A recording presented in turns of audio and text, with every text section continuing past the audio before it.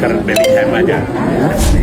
Lagi bagus. Pokoknya ada naturalisasi lagi, saya akan datang untuk mengambil sumpah.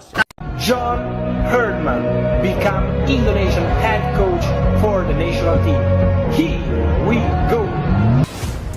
This time, it's our home. In our ground. We bounce back. Every time together, it's one team, one team. Garuda ready to test their strength. The next challenge in Surabaya.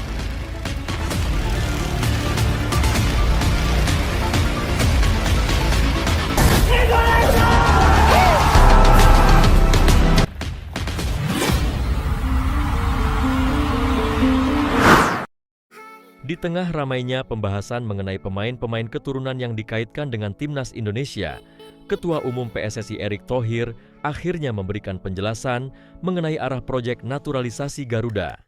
Menurut Erick, fokus PSSI saat ini adalah memberikan kesempatan kepada pelatih baru timnas Indonesia, John Herdman, untuk membangun fondasi tim, mengevaluasi skuad yang ada, dan menentukan kebutuhan berdasarkan strategi permainan. Artinya, naturalisasi bukanlah program yang dihentikan. Sebaliknya, proses tersebut akan dilakukan secara selektif dan disesuaikan dengan kebutuhan tim. Erick menegaskan bahwa setiap pemain yang diproyeksikan membela Indonesia harus benar-benar mampu meningkatkan kualitas skuad dan memiliki komitmen penuh mengenakan seragam merah putih. Pernyataan ini membuat sejumlah nama pemain keturunan kembali menjadi sorotan. Salah satunya adalah Laurin Ulrich, gelandang muda berdarah Indonesia yang disebut-sebut masuk radar PSSI. Selain itu, beberapa pemain lain yang memiliki garis keturunan Indonesia juga terus dipantau perkembangannya di kompetisi Eropa. Langkah tersebut dinilai sejalan dengan visi besar PSSI.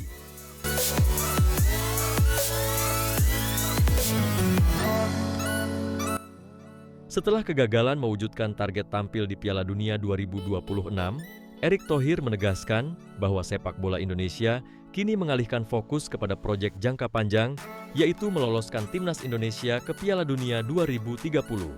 Target itu bukan sekadar mimpi, melainkan bagian dari roadmap pembangunan sepak bola nasional yang mencakup pembinaan usia muda, peningkatan kualitas kompetisi, pengembangan fasilitas, serta memperkuat timnas melalui kombinasi pemain lokal dan pemain keturunan yang memenuhi syarat.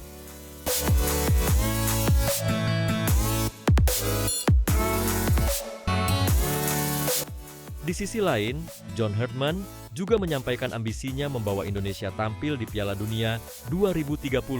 Pelatih asal Kanada tersebut menilai keberhasilan hanya bisa diraih jika semua elemen bergerak bersama, mulai dari federasi, pelatih, pemain, hingga dukungan supporter. Dengan demikian, proyek naturalisasi bukanlah tujuan akhir, melainkan salah satu instrumen untuk memperkuat daya saing timnas Indonesia. Pemain keturunan yang memiliki kualitas, karakter, dan komitmen akan tetap menjadi bagian dari proses seleksi apabila sesuai dengan kebutuhan tim. Yang jelas, pesan Erick Thohir cukup tegas. Mimpi Indonesia tampil di Piala Dunia 2030 tidak bisa dibangun dengan keputusan instan. Dibutuhkan program yang konsisten, regenerasi pemain yang berkelanjutan, pelatih berpengalaman, serta kebijakan naturalisasi yang tepat sasaran. Semua itu diarahkan pada satu tujuan besar, menjadikan timnas Indonesia mampu bersaing di level dunia dan akhirnya mengakhiri penantian panjang tampil kembali di panggung sepak bola terbesar dunia.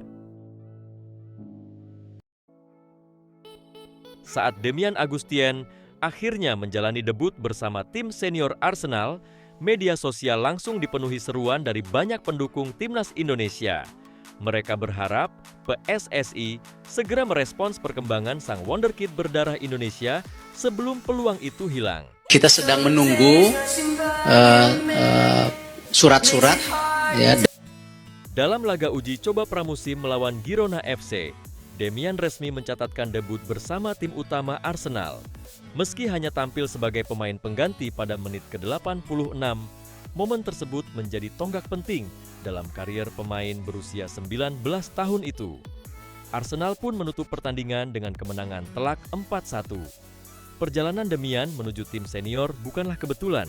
Setelah direkrut dari Derby County, ia berkembang pesat di Akademi Arsenal dan menjadi salah satu pemain yang rutin memperkuat Arsenal U21. I believe he can help Indonesia a lot as well. His own football career as well, so he can bring that into his advantages as well.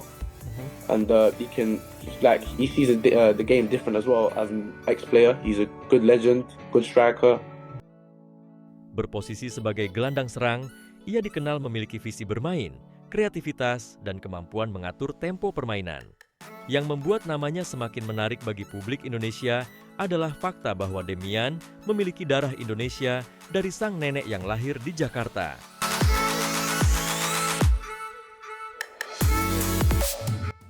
Tak heran, setelah kabar debutnya tersebar, banyak pendukung Garuda di media sosial berharap PSSI mulai menjalin komunikasi dan memantau perkembangannya secara serius.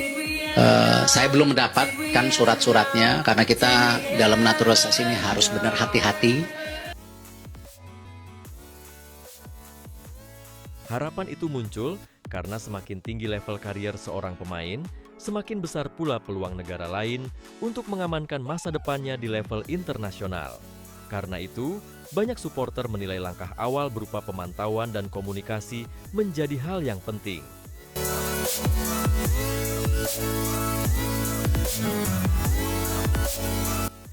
Meski demikian, hingga saat ini belum ada pengumuman resmi dari PSSI mengenai proses naturalisasi atau pendekatan terhadap Demian Agustien.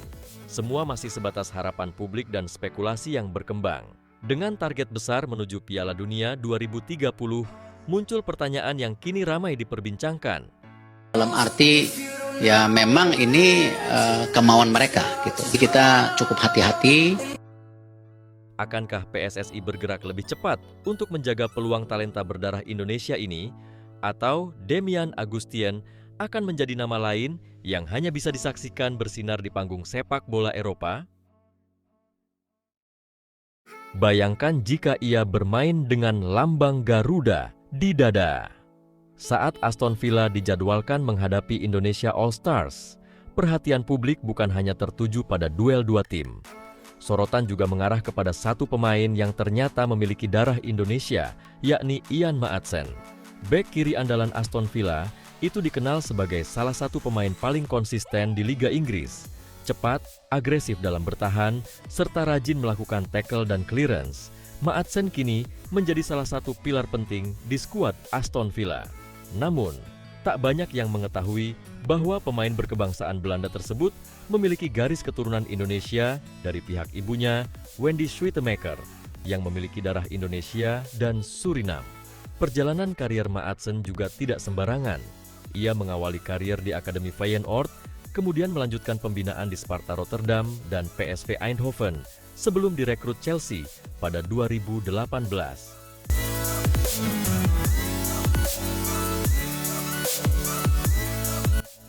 Setelah menimba pengalaman bersama Charlton Athletic, Coventry City, dan Burnley, Maatsen berkembang menjadi bek modern yang kini dipercaya memperkuat Aston Villa.